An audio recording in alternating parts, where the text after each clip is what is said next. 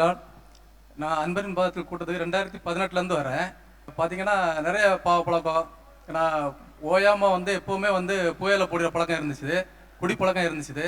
நான் அந்த கூட்டத்துக்கு 2023 ஒரு பொருத்தனை பண்ணேன்.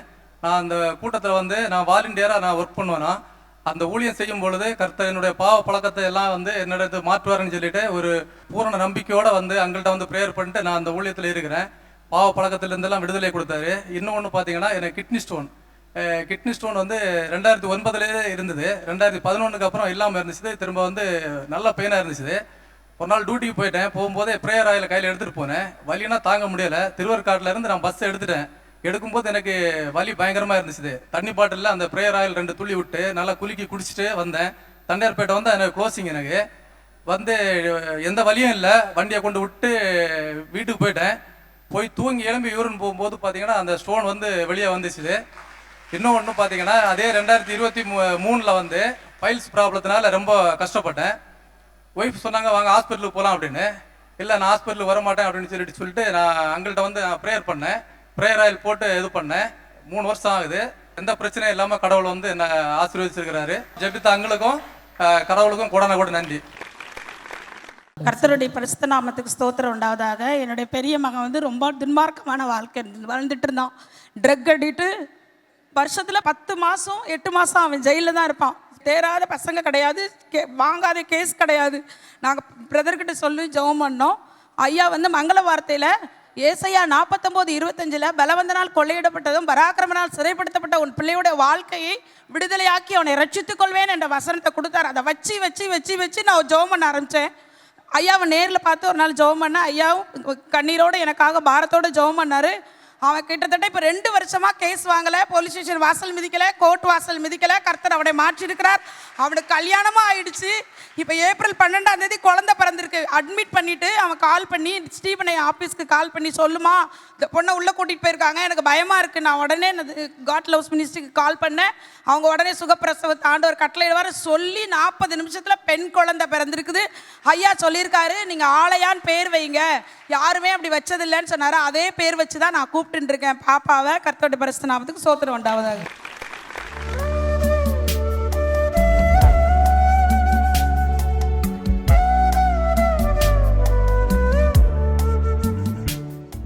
கிறிஸ்துவுக்குள் மிகவும் பிரியமான எனதருமை சகோதர சகோதரிகளே, நம்மை சிருஷ்டித்தவரும் நம்மை உண்டாக்கினவரும் நம்மை ஒருபோதும் மறந்து போகாதவருமாகிய இயேசு கிறிஸ்துவின் இணையற்ற நாமத்தினால உங்க எல்லாரையும் வாழ்த்தி ஆசீர்வதிக்கிறேன். அல்லேலூயா.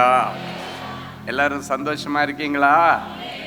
என் வேதம் சொல்லுகிறது, நாம் அவரை தொழுது கொள்ள வருகிற நேரங்களிலெல்லாம் அவர் நமக்கு சமீபமாய் இருக்கிறாராம். எப்பெல்லாம் தேவ சமூகத்திலே ஆண்டவரை தொழுது கொள்ள நாம் கூடி வருகிறோமோ அப்பொழுதெல்லாம் அவர் நமக்கு சமீபமாக இருப்பாராம், நம்ம பக்கத்தில் வந்துடுவாராம். இப்போ உங்கள் கஷ்டங்களை தெரிஞ்ச ஆண்டவர் உங்கள் பக்கத்தில் தான் உட்கார்ந்துருக்கார். எத்தனை பேர் ஆமேன்னு சொல்ல முடியும்? உங்கள் கடன்களை அறிஞ்ச ஆண்டவர் உங்கள் பக்கத்தில் தான் இருக்கிறார். ஆமேன். உங்களுடைய தோல்விகளையும் அவமானங்களையும் அறிந்த ஆண்டவர் உங்கள் பக்கத்தில் தான் உட்கார்ந்துருக்கார். ஆமேன். அவர் எல்லாம் பார்த்துக்குவார். சொல்லுங்க, அவர் எல்லாம் பார்த்துக்குவார். சொல்லுங்க, அவர் எல்லாம் பார்த்துக்குவார். அல்லேலூயா. ஆமாம், அவருடைய சமூகத்தில் சமாதானமாக உட்கார்ந்து ஆண்டவருடைய வார்த்தையை கேட்டுட்டே இருங்க. ஆண்டவருடைய வார்த்தையை கேட்டுட்டு இருக்கும் பொழுது உங்கள் ஒவ்வொருவர் மேலே கர்த்தருடைய வல்லமை இறங்கும். ஆமேன். ஸோ விசுவாசத்தோடு காத்திருங்க, தேவனுடைய மகிமையை காண்பீங்க. இப்பொழுது நாம் இந்த நாள் மங்கள வார்த்தைக்கு நேராக கடந்து செல்வோம். எடுத்து வாசிக்கலாம். எரேமியா தீர்க்கதரிசியின் புஸ்தகம் 31 அதிகாரம் 14வது வசனம் இப்படியாய் சொல்லுகிறது. எடுத்து வாசிப்போமா? ஆசாரியர்களின் ஆத்துமாவை கொழுமையானவைகளினால் பூரிப்பாக்குவேன். என் ஜனங்கள் நான் அளிக்கும் நன்மையினால் திருப்தி ஆவார்கள் என்று கர்த்தர் சொல்லுகிறார். என் ஜனங்கள் நான் அளிக்கும் நன்மையினால் திருப்தி ஆவார்கள் என்று கர்த்தர் சொல்லுகிறார். இது மனுஷனுடைய ஒரு வார்த்தை அல்ல, வாக்கு மாறாத தெய்வம் இயேசுடைய வார்த்தை. இயேசுவுக்கு பொய் சொல்ல தெரியாது. அவர் ரொம்ப நல்ல ஆண்டவர். ஏழைகள் மேலே கரிசனை கொண்ட ஆண்டவர். 2000 வருஷங்களுக்கு முன்பாக நன்மை செய்கிறவராய் இந்த பூமியில சுற்றி திரிந்து அவரை தேடி வந்த அத்தனை பேருக்கும் அவருடைய குறைவுகளை எல்லாம் நிறைவாக்கி அதிசயங்களை செய்து அவருடைய இருதயத்தை அதிசயப்பட்டு பூரிக்க பண்ணின ஆண்டவர். அவர் நேற்றும் இன்றும் என்றும் மாறாதவர். என் அன்பு தேவனுடைய பிள்ளைகளே, அவர் எந்த இடத்துல போனாலும் அந்த இடத்துல அன்னைக்கு என்ன மக்களுக்கு தேவையோ அந்த அற்புதத்தை குறிப்பறிந்து அவர் செய்கிறவர். ஒரு கல்யாண வீட்டுக்கு இயேசுநாதரை கூப்பிட்டுருந்தாங்க. அவர் கல்யாண வீட்டுக்கு போனார். எல்லாரும் போல அவரும் போனார். எல்லாரும் மூக்கு பிடிக்க நல்லா சாப்பிட்டாங்க. ஆனால் இயேசுநாதர் அங்கே பார்த்துட்டே இருக்காரு. இங்கே எதுவும் கஷ்டம் வந்துடக்கூடாது, பிள்ளைங்க இன்னைக்கு தான் கல்யாண வாழ்க்கையை தொடங்க போகிறாங்க, நான் இங்கே வந்திருக்கிறேன், நான் வந்திருக்கிற இடத்துல என் பிள்ளைங்களுக்கு அவமானம் அப்படின்னு ஒன்று வந்துடவே கூடாதுன்னு ஆண்டவர் கனமாய் பார்த்து கொண்டு இருந்தார். அவர் பந்தியில எல்லாம் உட்காரல, அவர் வந்திருக்கிற ஜனங்களை எல்லாம் பார்த்துட்டே இருக்கிறார். நான் விசுவாசிக்கிறேன், அன்றைக்கு அந்த கல்யாண விருந்தில் வந்த அத்தனை பேருடைய பார்வையிலும் ஆண்டவர் பட்டிருந்தார். அவர்கள் இயேசுடைய பார்வையிலே பட்டார்கள். எனவே அவர்களுக்கு எல்லாம் அன்னைக்கு ஏதோ ஒரு நன்மை நடந்திருக்கும். இன்றைக்கும் வந்திருக்கிற உங்கள் ஒவ்வொருவரையும் இயேசுடைய பார்வையிலே இன்றைக்கு நான் பார்க்கிறேன். அவருடைய கண்களுக்கு முன்பாக நான் பார்க்கிறேன். அவர் குறிப்பறிந்து செயற்படுகிறவர். அந்த நேரத்தில் அங்கே ஒரு பிரச்சனை வருகிறது. திராட்சை ரசம் காலியாக போகிற ஒரு சூழ்நிலை. இயேசுவின் தாயார் அங்கே இருந்ததுனால ஓடி இயேசுடத்துல வந்து, இன்னைக்கு இந்த பிள்ளைங்களுடைய கல்யாண விருந்துல இன்னைக்கு திராட்சை ரசம் தீரப்போகுது அப்படின்னு சொல்லிட்டாங்க. குறைவில் தீந்துருச்சுன்னு சொல்லிட்டாங்க. திராட்சை ரசம் தீர்ந்து விட்டதுன்னு சொல்லி அவங்க அட்வான்ஸாக சொல்லிட்டாங்க. ஆனால் குறைவு பட்ட பொழுதே தீந்துருச்சுன்னு சொல்லிட்டாங்க. ஏன்னா தீர்ந்ததுக்கு பிறகு திராட்சை ரசத்தை உண்டு பண்ணுனா அதுக்குள்ளால ஒரு 50 பேர் உட்கார்ந்துருப்பான் தெரியுமா. ஊரெல்லாம் போய் சொல்லுவான், சாப்பாடே போடலைப்பா, கல்யாண வீட்டுக்கு போனேன், என்ன கல்யாணம் நடத்தினானுங்க, ஆகா ஓஹோன்னு பேசிக்கிட்டானுங்க, பார்த்தா ஒரு வாய் சோறு கொடுக்கல, ஒரு திராட்சை ரசம் தரலைன்னு சொல்லியிருப்பானுங்க. ஆனால் ஆண்டவர் பாருங்க, அங்கே குறைவு பட்ட பொழுது, குறைவு வரும் பொழுது, அது குறைவு முடிகிறது அது அப்படின்னு அந்த திராட்சை ரசம் தீர்றதுக்கு உள்ளாலேயே ஆண்டவர் அங்கே ஒரு அற்புதத்தை செய்து அந்த பின்னாடி சாப்பிட்ட எல்லாரும் பாக்கியவான்கள். ஏன்னா முதல்ல சாப்பிட்டவங்க எல்லாம் வந்து சமையல்காரன் பண்ணின திராட்சை ரசத்தை சாப்பிட்டாங்க. ஆனால் அந்த லேட்டாக சாப்பிட்டவங்க எல்லாம் வந்து இயேசுநாதர் உண்டு பண்ணின திராட்சை ரசத்தை சாப்பிட்டாங்க. ஹல்லேலூயா. ஆமாம், இதில் ஒரு விசேஷம் என்னன்னா, நம்ம ஊரில் எல்லாம் சொல்லுவாங்க, ஏய் பந்திக்கு முந்தி கடான்னுவாங்க. ஆமேன்.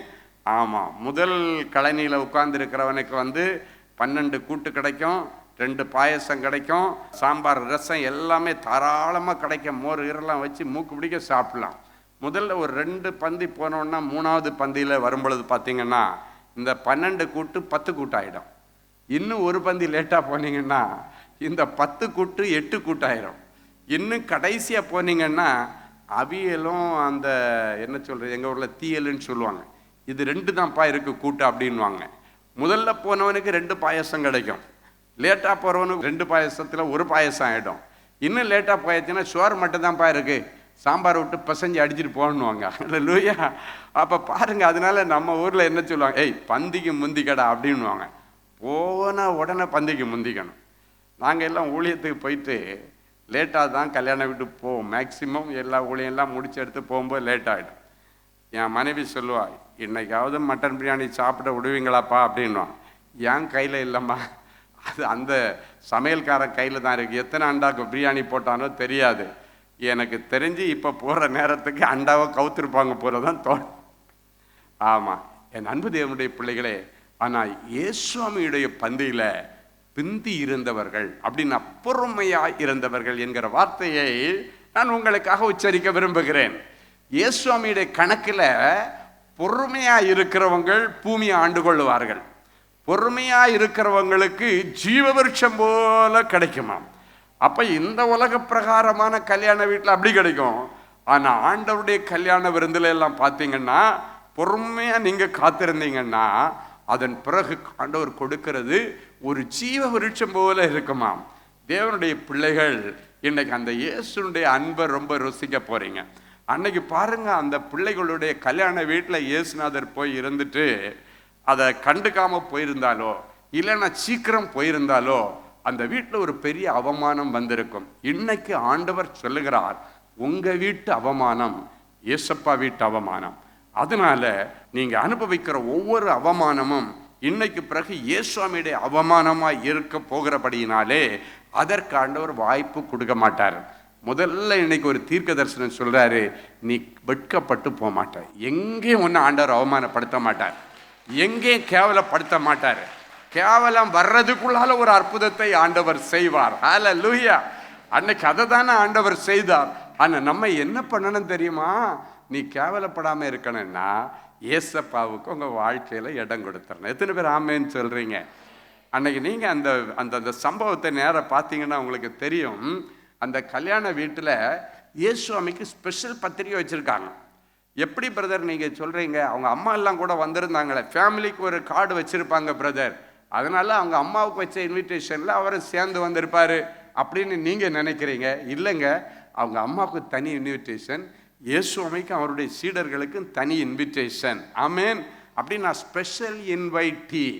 அவங்க வீட்டுக்கு தனியாக வச்சாலும் இயேசுவாமிக்கும் அவருடைய சீடர்களுக்கும், பைபிள் அதுக்கு ஆதாரம் இருக்கான்னா, இயேசுவும் அவருடைய சீடர்களும் கானாவூர் கல்யாண விருந்திற்காக அழைக்கப்பட்டிருந்தார்கள். they were invited. அதில் பார்த்தீங்கன்னா மரியாளுடைய பேர் இல்லை, ஆனால் மரியாள் வந்திருக்காங்க. அப்படின்னா அதில் நீங்கள் என்ன தெரிஞ்சுக்கணும்?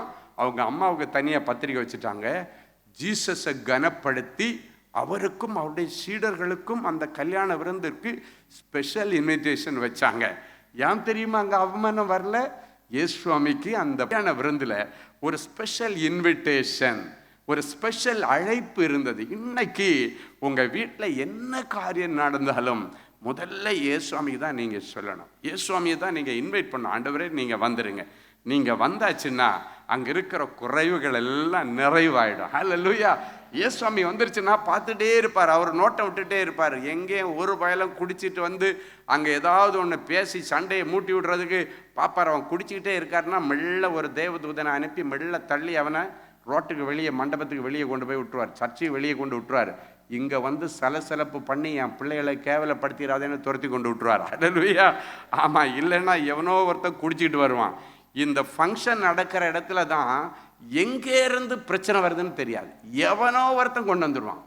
சொந்தக்காரனாக இருப்பான், நண்பனாக இருப்பான். எவனோ ஒருத்தன் எங்கேயோ ஒன்று, என்ன நீ கூப்பிடலை, எனக்கு நீ பத்திரிக்கை வைக்கலை, ரோட்டில் சொன்ன எனக்கு நீ பழம் வச்சு பத்திரிக்கை வைக்கலை, எனக்கு அது வைக்கலை இது வைக்கலை, என்ன மதிக்கலைன்னா வராமல் வீட்டில் இருந்திருக்கலாம். இல்லை, இங்கே வந்து வம்பு பண்ணலன்னு வருவான். மதிக்கலைன்னு தெரியுது இல்லை, நீ பேசாமல் வீட்டில் இருந்து இங்கே வந்து வேணன்னே கேவலப்படுத்துறதுக்குன்னு வருவான். ஹல்லேலூயா. அப்படி எவனாவது வந்தா நம்ம ஆண்டவர் என்ன பண்ணுவார் தெரியுமா? நம்மளை கேவலப்படுத்தணுன்னு நினைக்கிறவன் கேவலப்படுத்தணுன்னு வாயை திறந்தா நம்மளை பற்றி நல்லது நல்லதாவே பேச வச்சிருவார். ஆமென். அன்னைக்கு பைபிளில் பிள்ளையாம் தீர்க்கதரிசின்னு ஒருத்தன் இஸ்ரவேல் ஜனங்களை, ஆண்டோருடைய பிள்ளைகளை சபிக்கணும்னு வந்தான். லஞ்சம் வாங்கிட்டு வேற வழி இல்லை, ராஜா சொல்றான்னு அந்த ஆண்டோருடைய பிள்ளைகளை சபிக்கணும்னு வந்தான். ஆண்டவர் வழியில் தடுத்து பார்த்தாரு. கடைசியாக அவன் வந்த கழுதையே வாயை திறந்து பேசினதுக்கு பிறகு கூட இவன் அதையும் தாண்டி வந்தான். மேடையில் வந்து நின்று ஜனங்களை சபிக்கிறதுக்காக வேண்டி நிற்கிறான். நல்ல கவனிங்க, என்ன நடக்குது தெரியுமா? வாயை திறந்த உடனே, உங்களை ஆசீர்வதிக்க என் ஆண்டவரால கட்டளை பெற்று வந்து நிற்கிறேன்னு சொல்றான். ஹல்லேலூயா. அப்படின்னு எனக்கு ஆர்டர் போட்டு அனுப்பியிருக்காரு உங்களை ஆசீர்வதிக்க. பணம் அவங்ககிட்ட இருந்து எதுக்கு வாங்கினா? நம்மளை சபிக்கிறதுக்காக. ஆனா இங்க வந்த உடனே ஆண்டவர் என்ன பண்றாரு? டேய், என் பிள்ளைகளை சபிக்கிறதுக்காக நான் உன்னை வச்சிருக்கேன் அபிஷேகம் பண்ணி அப்படின்னு சொல்லி இங்க வந்து நின்ன உடனே அவனுடைய நாக்கையை ஆண்டவர் புரட்டி போட்டாரு. ஆண்டவர் உங்களை ஆசீர்வதிக்கும்படி ஆண்டவரிடத்திலிருந்து நான் கட்டளை பெற்றுவது எனக்கு ஆர்டர் போட்டு அனுப்பியிருக்காரு. எனக்கு ஆண்டவருடைய ஆர்டர் இருந்தது. இதுதான் உங்களை பிளஸ் பண்றதா இன்னைக்கு எனக்கு ஆர்டர். அப்ப பாத்தீங்களா, அந்த இடத்துல ஆண்டவருடைய பிள்ளைகளை சபிக்க வருகிறவருடைய அந்த வாயை ஆண்டவர் புரட்டி போட்டு ஆசீர்வதிக்க வச்சவர். அப்போ ஒருத்தன் உங்களை கேவலமாக பேசணும், இல்லைன்னா பிள்ளையை பற்றி மாப்பிள்ளை வீட்டுக்காரங்கள்ட்ட போட்டு விடணும், பொண்ணுக்கு வீட்டுக்காரங்கள்ட்ட போட்டு விடணும்னு வேணான்னே பிசாசு வஞ்சிச்சு ஒருத்தனை கொண்டு வந்து விட்டுருப்பான். இப்படி பக்கத்தில் இருக்கும்போது பார்த்தீங்கன்னா ஊர் கதை உலக கதையெல்லாம் அவன் பொண்ணு வீட்டுக்காரன்னு நல்லாவே தெரியும். நல்லாவே வச்சுட்டு எங்கேயோ ஒரு இன்ஜெக்ஷன் ஏற்றுற மாதிரி ஒரு ஊனிட்டு போயிடுவான். இந்த விஷம் இன்ஜெக்ஷன் ஏற்றுற மாதிரி அவன்கிட்ட ஏற்றி விட்டுருவான். அது எங்கன்னா மாப்பிள்ளை வீட்டில் புகையும். ஐயோ, அவங்க ஊருக்காரன் இப்படி சொல்லிட்டான், இந்த பிள்ளையை பற்றி அப்படி சொல்லிட்டான், இப்படி சொல்லிட்டான். ஆனால் இயேசுவாமிக்கு நீங்கள் பெர்மிஷன் கொடுத்து இயேசுவாமியை கூப்பிட்டீங்கன்னா இப்படிப்பட்டவன் ஊன்ற அந்த ஊசி எல்லாம் விஷ ஊசியாக போகாது, ஆசீர்வாத வாழ்த்துதலின் ஊசியா இருக்கும். ஹல்லேலூயா. அப்ப பாருங்க, இயேசுவாமி அவருடைய பிள்ளைகளுக்கு எப்பவுமே நன்மை செய்கிறவர் தான் இந்த வசனம் சொல்லுகிறது. என் ஜனங்கள் நான் அளிக்கும் நன்மையினால திருப்தி ஆவார்கள். அவருக்கு தெரியும் இப்ப அவனுக்கு என்ன அவசியம். நம்ம நினைப்போம், இன்னைக்கு நினைச்சு இன்னைக்கு எப்படியாவது எனக்கு ஒரு அரசாங்க உத்தியோகம் கிடைக்கணும்னு நம்ம நினைப்போம். ஆனா ஆண்டவருக்கு தான் தெரியும், இப்ப கொடுத்தா இதனுக்கு மேன்மை தெரியாது. 3 வாட்டி எழுதிட்டு எக்ஸாம், அவ்வளவு சப்ஜெக்ட்ல தரவாகட்டும், அதுக்கப்புறம் நம்ம போய் என் பிள்ளைக்கு வேலையை கொடுக்கலாம். அப்போதான் அங்கே போய் உட்கார்ந்து நல்ல எலிஜிபிள் கேண்டிடேட்டாக உட்கார்ந்து வேலை செய்வா. நல்ல நல்ல திராணி உள்ள, அதுக்குள்ள கெப்பாசிட்டி உள்ள, அதுக்குள்ள அறிவுள்ள ஒரு பிள்ளையா உட்கார்ந்து வேலை செய்வான்னு சொல்லி சில நேரங்கள்ல ஆண்டவர் அதை லேட் பண்ணுவாரே தவிர கொடுக்காம இருக்க மாட்டார். எத்தனை பேர் ஆமேன்னு சொல்ல முடியும்? என் அன்பு தேவனுடைய பிள்ளைகள், அவர் குறிப்பறிந்து செயல்படுகிற ஆண்டவர். அவர் நன்மை செய்கிறவராக தான் சுத்தி தெரிஞ்சு. அதான் என் ஜனம் நான் அளிக்கும் நன்மையினால திருப்தி ஆவார்கள் என்று சொன்ன தெய்வம் நன்மை செய்கிறவராகும், பிசாசின் கட்டிலே பிடிப்பட்டிருக்கிற அனைவரையும் விடுதலையாக்குகிறவராகவும் சுற்றி தெரிந்தாராம். எங்க போனாலும் அவனுக்கு என்ன பிரச்சனை பார்த்து விடுதலை ஆக்குவார், இவளுக்கு என்ன பிரச்சனை பார்த்து விடுதலை ஆக்குவார். இயேசுவாமி வாழ்ந்த நாட்கள்ல இயேசுவாமிகிட்ட சிலரை கூட்டுட்டு போயிட்டு பிளஸ்ஸிங் வாங்கினவங்க உண்டு, கூட்டுட்டு போயிட்டு அற்புதங்கள் வாங்கினவங்க உண்டு. ஆனால் சில நேரத்துல போற போக்கிலேயே அற்புதங்களை செய்து கொண்டு போனதை நம்ம வேதத்தில் வாசிக்க முடியும்.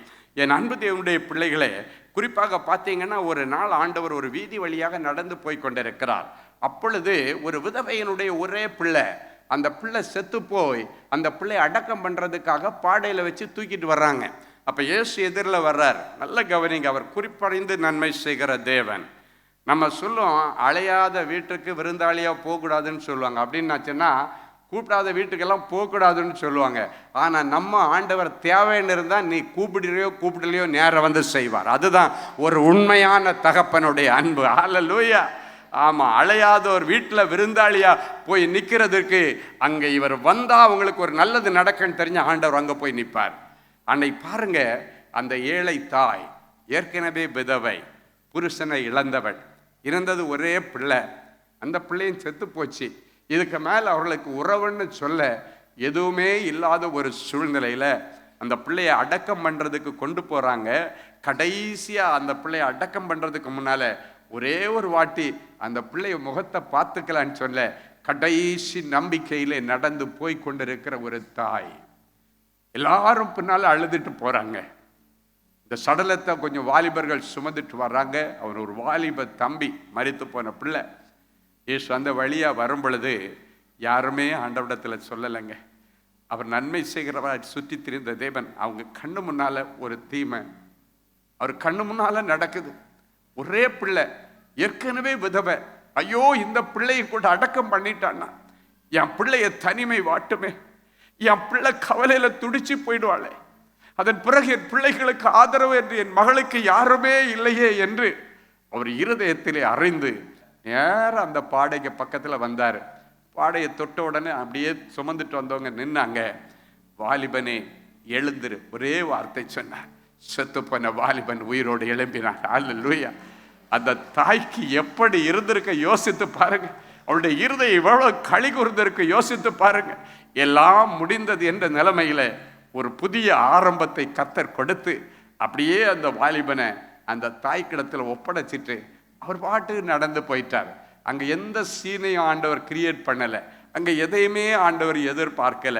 கைமாறு எதிர்பார்க்காமல் உனக்கு ஆசீர்வதிக்கிற தெய்வம் ஒருவர் உண்டானால் இந்த உலகத்திலே நீங்கள் தேடி வந்திருக்கிற என் ஆண்டவராகிய இயேசு கிறிஸ்து, அவர் கைமாறு கருதி எதுவுமே செய்ய மாட்டார். நீ ஏதாவது ஒன்று கொடுப்ப அப்படின்னு செய்ய மாட்டார். நீ ஏதாவது ஒன்று திருப்பி அவருக்கு தருவேன்னு அவர் செய்ய மாட்டார். ஐயோ, என் பிள்ளை கஷ்டப்படுறாளே, என் பிள்ளை மனவேதனைப்படுறாளே, இவளுக்கு இதுக்கு மேலே இந்த மனக்குமரல் இருக்கக்கூடாதுன்னு சொல்லி குறிப்பறிந்து செயல்படுகிற ஆண்டவர் நம்முடைய ஆண்டவர். அதே ஆண்டவர் இன்றைக்கு சபை நடுவிலே உலாவிக் கொண்டிருக்கிறார். உனக்கு நன்மை செய்யும்படி உலாவிக் கொண்டிருக்கிறார். இன்றைக்கு உனக்கு ஒரு விடிவு காலம் வரப்போகிறது. இயேசு இங்கு வந்திருக்கிறபடியினாலே வந்திருக்கிற ஒவ்வொருவருக்கும் ஆண்டவர் இன்றைக்கு என்ன பிரச்சனைன்றதை தனித்தனியாக விசாரிக்க போறார். தனி நபர் விசாரிப்பு, கும்பல் கும்பலா ஆண்டவர் விசாரிக்கல. ஒவ்வொருவருக்கு என்ன பிரச்சனை அப்படின்றத ஆண்டவர் அறிந்து கேட்டு அதுக்கு ஏற்ற ஒரு நன்மையை செய்து இங்கிருந்து அனுப்புவார். இன்னைக்கு பிறகு அவர் கொடுக்கிற நன்மையினால நீங்க திருப்தி அடைவீர்கள் என்று வேதம் சொல்லுகிறது. திருப்தியா வாழ்வீங்க. கடந்த நாட்கள்ல உங்களுடைய படிப்புல உங்களுக்கு ஒரு திருப்திகரமான மதிப்பெண் கிடைக்காம இருந்திருக்கலாம். ரொம்ப ஹார்ட் ஒர்க் பண்ணி படிக்கிற பிள்ளைங்க இருக்கிறாங்க. ஆனாலும் அவங்க படிப்புக்கு ஏற்ற, அவங்க போட்ட எஃபர்ட்டுக்கு ஏற்ற மதிப்பெண்கள் இல்லாமல் இருந்திருக்கலாம். ரொம்ப கடினப்பட்டு உழைச்சிங்க, விவசாயம் பண்ணினீங்க, வியாபாரம் பண்ணினீங்க, கஷ்டப்பட்டு உழைச்சிங்க. ஆனால் அதுக்கு ஏற்ற பலன் வரல. அந்த நேரம் பார்த்து மழை வந்து அந்த விவசாயத்தில் இருந்த எல்லா பொருட்களையும் தானியங்களையும் அழிச்சிட்டு போயிடுச்சு. நஷ்டத்தின் மேலே நஷ்டப்பட்டு இருக்கிற கொஞ்சம் பலத்தில் இன்னைக்கு நீங்கள் வந்திருக்கிறீங்க. நீங்கள் முழு பலத்தில் வரல, கொஞ்சம் பலன் இருக்குது, நிறைய பலன் இல்லை. ஆனாலும் இழந்து போனதை இயேசு தருவாருன்னு சொல்லி மனசில் எங்கேயோ ஒரு ஓரத்தில் இருந்த சின்ன நம்பிக்கையில், விசுவாசத்தில் ஓடி வந்திருக்கிறீங்க. ஆண்டவரை நம்பி வந்திருக்கிறீங்க. அவரை நம்பி வருகிற பிள்ளைகளை ஆண்டவர் ஒரு நாளும் வெட்கப்படுத்த மாட்டார். ஹல்லேலூயா. ஆண்டவரை தேடி வருகிற பிள்ளைகளுக்கு ஒரு நன்மையும் குறைவுபடாதான். இன்னைக்கு வரைக்கும் உங்க வாழ்க்கையில் இருக்கிற எல்லா குறைவுகளையும் அவர் நிறைவாக்கும்படி இன்னைக்கு வந்திருக்கிறார். மனசுல என்ன குறை, சரீரத்தில் என்ன குறை, பிள்ளைகளுடைய வாழ்க்கையில என்ன குறை, நீ கொடுத்த ஸ்ரீதனம் பத்தலை, டவுரி பத்தலை, பிள்ளை கல்யாணம் பண்ணி போன இடத்துல இது எனக்கு பத்தலை, உங்க அம்மா சொன்னது மாதிரி போடலை, உங்க அப்பா சொன்ன மாதிரி போடலை, உன் பிள்ளைக்கு சரியா கொடுக்கலன்னு சொல்லி குறைவுபட்டுருச்சுன்னு சொல்லி ஒருவேளை உங்க பிள்ளைய சரியாக நடத்தாம இருக்காங்களா, அவங்கள ரொம்ப போட்டு சித்திரவதை பண்ணிட்டு இருக்காங்களா, நீங்க சொல்லியிருக்கலாம் அம்மாவுக்கு என்ன முடியுமோ நான் பண்ணிட்டேம்மா, அந்த பிள்ளைக்கு தெரியுது எங்க அப்பா திராணிக்கு மிஞ்சி கொடுத்துட்டார், எங்க அம்மா கடன்பட்டு கொடுத்துட்டாங்க, இதுக்கு மேல கொடுக்கறதுக்கு ஒன்றும் இல்லை, அம்மா வீட்டில் போனாலும் நான் கஷ்டப்படணும், அதுக்கு பதிலாக இவங்க கொடுக்கிற திட்டம் வாங்கிட்டு இங்கேயே இருக்கலாம்னு சொல்லி ஒருவேளை உன் பிள்ளை உங்க வீட்டில் இருந்ததுன்னா, அவங்க புருஷ வீட்டில், உங்க பிள்ளையுடைய உங்க சம்பந்தி வீட்டில் இருந்தாங்கன்னா இன்னைக்கு அந்த பிள்ளைகளை கர்த்தர் சந்திப்பேன் என்று சொல்லுகிறார். அந்த இடத்துல என் பிள்ளைங்க நல்லா வாழணும், சுதந்திரமா வாழணும். உன் பிள்ளைய ஜெயில் கைதி மாதிரி வச்சிருந்தாங்கன்னா என்னை இயேசு சொல்றாரு, உன் பிள்ளை எண்ணிலிருந்து விடுவிக்கப்பட்ட பெண்மானாய் அங்கு சுற்றி திரிகிறதை இனி உங்கள் சொந்த கண்கள் காணும். ஆண்டவர் யாரையும் அடிமையாய் வைக்கிறவர் அல்ல, விடுதலையோடு வாழ வைக்கிறவர். நமக்கு சுதந்திரம் கொடுத்திருக்கிற ஆண்டவர், பிடிச்சு இறுக்கி கட்டி வைக்கிற தெய்வனல்.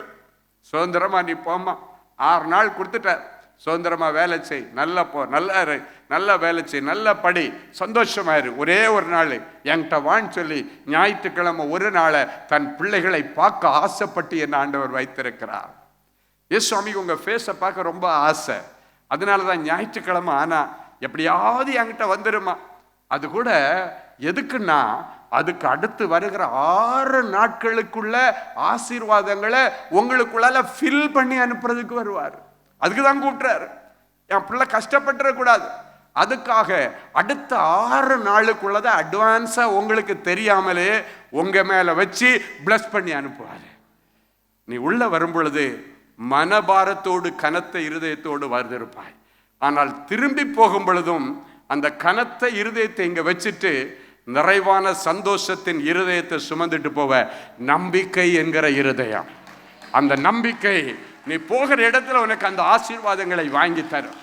என் அன்பு தேவனுடைய பிள்ளைகளே, என் சனம் அப்படின்னு உங்களை நீ ஏன் பிள்ளைடான்னு ஆண்டவர் சொல்றதுக்கே முதல்ல ஆண்டவருக்கு ஒரு கைத்தட்டல் கொடுத்துடலாமா? இயேசுவாமி என்ன பார்த்து ஏன் பிள்ளைன்னு சொல்றாரு.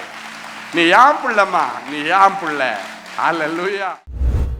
ஆமா ஆண்டவரே, நீர் எனக்கு வேண்டும் என்று இந்த பிள்ளைகள் உம்மண்டையிலே, பலிபீட தண்டையிலே, கிருபாசன தண்டையிலே நம்பிக்கையோடு வந்து நிற்கிறாங்க.